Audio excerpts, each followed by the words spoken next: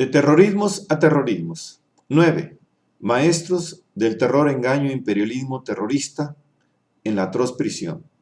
Parte 4. Esta es una obra del maestro Héctor Alejandro Mora Gallardo. La estirpe dorada. La innegable permanencia de la estirpe hebraico-israelí-judaica, terminando por europeizarse, deviene en una tradición transformada y transmutada que va a ser el pueblo elegido, a ser el pueblo que en defensa de su fe y rituales se opone al imperialismo romano, a verse exiliados dentro del mundo de sus verdugos como vencidos y disgregados, a verse afectados por el alumbramiento de otra religión monoteísta arrancada de su seno, pero esta sí que se convierte en universal, para que en la conjunción del dominio político imperialista y del dominio ideológico de la religión del Mesías gentilizado, se conviertan en parias en la Europa medieval y renacentista. Condición de parias en Europa, sujetos a múltiples prohibiciones que les impedían su libre desenvolvimiento, restringiendo sus opciones de vida. Empero, el desprecio de los católicos por las profesiones liberales como la medicina y el manejo del dinero, ubican al judío en posiciones de saber hacer, claves en la reproducción social, en las cuales se desenvuelven como en su medio natural, desde su condición de coperos de Babilonia, destacándose como administradores en importantes reinos, cual élite que logra escalar peldaños sociales y convertirse en ricos hombres, expertos en el manejo de los dineros y así prestamistas avesados, oficio que les da cierto poder, pero a la vez los torna despreciables, no siendo sino una minoría entre los seguidores de la Torá, pues la mayoría de ellos son pobres y practican oficios menores. Con tal dualidad de judíos ricos, judíos pobres, a los europeos no les dejan de parecer despreciables en su conjunto, pero sobre todo por su fe, que se presenta como contrapuesta a la religión predominante, en su condición de ser antecedente renegado, maldito por negar a Cristo y de entregarlo a los romanos, según los evangelios, lo que los perfila a ser personificados como Judas, creándoles un estigma que los marca y condena a ocupar un lugar de parias en la cristiandad del medioevo. ¿Por qué se les expulsa de los principales reinos europeos? Porque además de ser un grupo religioso separatista, su laboriosidad y su ingenio les permite sobresalir a esos afortunados que configuran la élite, los que tienen un lugar preeminente en las cortes, manejando las finanzas y como consejeros o médicos de la realeza. No se diga a los que se dedican al comercio internacional, o son capaces de enriquecerse como prestamistas, propiciando con estos puestos destacados entre las clases bajas una animadversión adjudicada a la comunidad toda, siempre sospechosa de estar tramando algo en contra de los oficios católicos, pagando justos por pecadores, al ser generalmente los pobres los que se ven obligados a emigrar por la ojeriza que los preponderantes causan, cuando que la élite tiene con qué pagarse preferencias, pudiendo de otra manera, algunos, trasladar riqueza acumulada que les permite arribar a otro reino, manteniendo un estatus elevado, o permanecer como excepciones en el propio reino del que han sido desterrados la mayoría de sus correligionarios. De manera semejante al exilio a Babilonia, así ocurre en la Inglaterra del siglo XIV, XV, XVI. Después de haber sido excluidos del reino por Eduardo II en 1290, algunos notables judíos permanecen en la isla, profesionales de la medicina y comerciantes, llegando incluso uno de ellos a ser Edward Brampton, gobernador de Guernsey con Ricardo III. Otro, el doctor Rodrigo López, había sido médico de Isabel I y víctima de un célebre proceso antisemita por traición y brujería en 1593-1594. Pero siempre hay una contraparte afortunada. En el periodo en que sucedieron las masacres ucranianas, uno de los 5 mercaderes contratados para suministrar trigo al ejército inglés era judío, Antonio Fernández Carvajal, que había llegado a Londres en 1630, y de quien se afirmaba que importaba anualmente plata por valor de 100.000 libras esterlinas. De todos modos, no se aceptaba oficialmente a los judíos, por lo que si a la mayoría les va mal en su auténtica condición de judíos errantes, otros logran mantener su estatus por generaciones como judíos o como conversos. Quedando sin nada la manera judía en la que basan su preponderancia al ser preferentemente hábiles prestamistas, administradores del dinero, oficio que conforme avanza la era moderna va adquiriendo mayor relevancia, consolidándose y ampliándose las prácticas mercantiles monetarias que se van imponiendo y tornándose indispensables desde la Reforma Protestante, la que no deja de tener una esencia de judaísmo, transformación de la cristiandad abierta a los menesteres derivados de la ampliación de los flujos comerciales incrementados con la expansión de ultramar. Historia que progresa tornándose moderna en cuanto abandona las tradiciones, laicizándose, haciendo cambiar ambos credos, transmutándolos con la secularización que en las reformas protestantes calvinistas propician cual versión del cristianismo más apta para amalgamarse con la vertiente pragmática judaica, ella misma desprendida del fervor originario israelita, ajeno a los profetas, dominados por una teocracia mosaica anclada en su pasado legendario, misma que inmersa en la transfiguración que la modernidad va propiciando modificar su raigambre arcaica con sus creencias milenaristas, mesiánicas, eclipsadas por el realismo pragmático que desborda su potencial materialista de antaño, condenable en las escrituras sacras. Su manifestación hasta entonces inhibida, conjuntándose así con su contraparte cristiana reformada para implementar una actitud religiosa adaptada al desenvolvimiento capitalista. La noción milenarista de Manasés, hacia mediados del siglo XVII, se esperanzaba en que el surgimiento de la República, suprimiendo la monarquía tradicional, abría nuevos horizontes a los judíos en Inglaterra. Los enemigos puritanos del rey, es decir, los hombres que en la práctica gobernaban el país, siempre habían representado la tradición filosemita.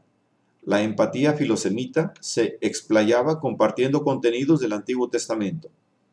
El abogado puritano Sir Henry Finch había publicado en 1621 La Gran Restauración del Mundo, o La Convocatoria de los Judíos, una obra condenada por la corona como acto de lesa majestad. Muchos creían que el segundo advenimiento era inminente, pero tanto Deuteronomio 28:64 como Daniel 12:7 sugerían que tal cosa no podía suceder hasta que se completase la dispersión de los judíos de un extremo de la tierra al otro. Por lo tanto, hasta que los judíos llegaran también a Inglaterra, el milenio se postergaría. Era un concepto que Manasés compartía con los fundamentalistas ingleses, pues Kaseh Haaretz, el confín de la tierra, era el término hebreo medieval que designaba a Inglaterra, y él creía que la aceptación de los judíos en Inglaterra apresuraría la llegada del Mesías. Y aunque fracasase el intento de Manasés por abrirles la puerta a los judíos a Inglaterra, propiciando el paso a instaurar el reino mesiánico, dejó plantada la semilla del surgimiento de un futuro reino, no divinizado, sino mundanizado. Y cuando los sionistas reinstalen al pueblo judío en su antigua tierra prometida y se conviertan al cristianismo, vendrá la parusía del Mesías, escatología de los cristianos sionistas norteamericanos. La negatividad del judío se carga a la condición del estereotipo Shylock, precisamente por su relevancia en un asunto tan delicado como necesario y a la vez presto al conflicto y a desatar rencores, que don dinero pasa a ser gran caballero. Para cuando ya en las repúblicas mercantiles, como la de Venecia, el cristiano es un medio hermano del judío en las prácticas pecuniarias y cosas peores, si no, adviértase que Shylock le hace ver a su deudor Antonio el que sus barcos se empleasen en el tráfico de esclavos, por lo que no dejaban de tener semejanza patente en su avidez por la obtención de ganancias pecuniarias. La acusación de ser una raza engañadora, cuya abominable religión adoraba los pies de Mamón, Peter Stuyvesant lo dijo, es el estigma que persiste y al que se hacen acreedores los judíos adinerados, esa élite babilónica que sobresale y a menudo hace ignorar al judío común y corriente, al judío que siendo preferentemente urbano es el judío pobre artesano. Así, el gobernador de Nueva Ámsterdam los designa, rechazando la entrada de judíos holandeses provenientes de Brasil, resultando que el traspaso del puerto de dominio holandés a inglés, 1664, beneficia a los judíos que desde ese momento adquieren libertades no comparables a sus condiciones seculares en Europa. El nuevo mundo que se revoluciona en ese puerto de Norteamérica resulta en ser el de una auténtica sociedad abierta por el comercio al resto del mundo, cosmopolita y orientada, preferentemente a los negocios de gran caudal, mar en el cual los judíos adinerados sabrán nadar como tiburones. De colonia inglesa a estados independientes, la situación para ellos irá mejorando. La libertad de cultos y la obtención de la ciudadanía no remitida a su credo por fin les permite liberarse de los estigmas medievales. Votaron y fueron votados desde las primeras elecciones. La reconocida habilidad judaica para los negocios, hasta entonces restringida y coartada por su carencia de seguridad legal, en Norteamérica encuentra protección oficial, y así vías libres para su desenvolvimiento, pudiéndose desdoblar y consolidar acumulando capitales, y de ser negociantes concentrados, preferentemente en el comercio marítimo, pasan a inmiscuirse en el comercio continental que se va extendiendo. De vender joyas, textiles, coral, esclavos, cacao y jengibre, con la expansión de los peregrinos, pasan a comerciar armas, ron, vino, utensilios de cocina, vidrio, pieles y provisiones, comenzando a jugar el papel preponderante en geopolítica internacional, particularmente desde su muy comprensible rechazo a las monarquías europeas. En Europa, los medios financieros que mantuvieron unidos a los miembros de la gran coalición contra Luis XIV y que con el tiempo quebraron su dominio militar en Europa, como harían con el de Napoleón, fueron reunidos principalmente por judíos. Guillermo de Orange, más tarde Guillermo III de Inglaterra, que dirigió la coalición de 1672 a 1702. Fue financiado y aprovisionado por un grupo de judíos sefardíes holandeses que operaban principalmente desde La Haya. Los provideteurs general, así llamados por Guillermo, se la rifaban exponiendo sus capitales, pero protegidos por la facción triunfante, terminarán por verse gratificados. En 1688, la familia López Suazo adelantó a Guillermo 2 millones de florines para financiar la invasión de Inglaterra, y Suazo le dijo: «Si sois afortunado, sé que me reembolsaréis. Si no lo sois, acepto perder ese dinero». Cuando Guillermo aseguró su dominio, muchos financieros judíos se trasladaron a Londres, encabezados por Isaac, hijo de Pereira, que se convirtió allí en comisario general y recibió la enorme suma de 95.000 libras esterlinas en concepto de fletes y suministros durante el año transcurrido entre septiembre de 1690 y agosto de 1691. En Londres, los judíos se convirtieron en un elemento fundacional del mercado financiero de la City, que floreció en tiempos de Guillermo. El factor de extorsión antijudía, que dominaba las relaciones entre los judíos y el Estado en el continente, no estuvo del todo ausente al principio. La causa era el Nuevo Mundo. En general, los judíos de Babilonia, bien asentados en Londres, en la City, velan por la solvencia de Inglaterra, potenciándola en su tránsito a ser la mayor potencia de Europa y así la mayor potencia colonialista. De manera paralela, la evolución monetaria es también auspiciada por el instinto judío. El instinto colectivo inconsciente de los judíos los llevó a despersonalizar las finanzas y a racionalizar el proceso económico general, las fórmulas impersonales propias de la sociedad anónima de capital variable. Además de crear las letras de cambio, los judíos inventaron los títulos al portador, otro modo impersonal de desplazar el dinero. Para una comunidad carente de privilegios, cuya propiedad siempre estaba amenazada y que podía verse forzada a trasladarse sin previo aviso, la aparición de un papel moneda fidedigno e impersonal, ya fueran letras de cambio o, sobre todo, billetes válidos, fue una enorme bendición. Llegando a ser amos y señores de las finanzas coloniales, Por lo tanto, la actividad judía a principios del período moderno se centró en el perfeccionamiento de estos recursos y su aplicación universal. Apoyaron enérgicamente la aparición de instituciones que promovían los valores papel, los bancos centrales, encabezados por el Banco de Inglaterra, 1694, con su derecho legal a emitir billetes, y las bolsas de valores. Los judíos dominaban las bolsas de valores de Ámsterdam, donde reunían grandes cantidades de acciones de las compañías de las Indias occidentales y orientales, y fueron los primeros en realizar un negocio a gran escala con valores. Y así, de Europa hacia América. En Londres aplicaron el mismo esquema, una generación después, durante la década de 1690.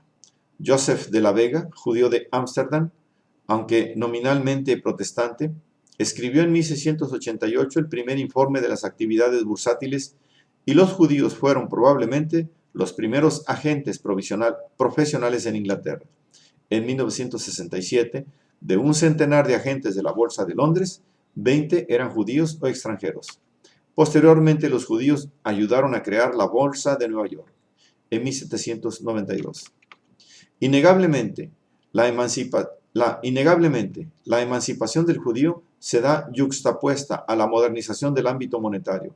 Lo uno va con lo otro, puesto que los agentes preponderantes de tal etnia tenían la experiencia de siglos que les garantizaba el conocimiento de causa de las actividades pecuniarias, mismas que en el nuevo horizonte colonialista, logrando penetrar más y más las diversas regiones económicamente explotables, facultan el engrandecimiento de los templos de acumulación de capitales. Y nadie más apto que el judío de Babilonia para desenvolverse en el mundo así ensanchado y colonizado desde metrópolis bancarias, con el poder del papel dinero. Con la separación entre Iglesia y el Estado, adoptada en la Constitución de los Estados Unidos, se benefician más que nadie, convirtiéndose en ciudadanos aliados e impulsores de la hegemonía atlantista, por igual que al ascenso de Alemania a llegar a ser la máxima potencia continental de Europa. Los noratlánticos, más Alemania, detentadores de la hegemonía definitiva y definitoria de la modernidad, al parecer, hasta su próximo fin.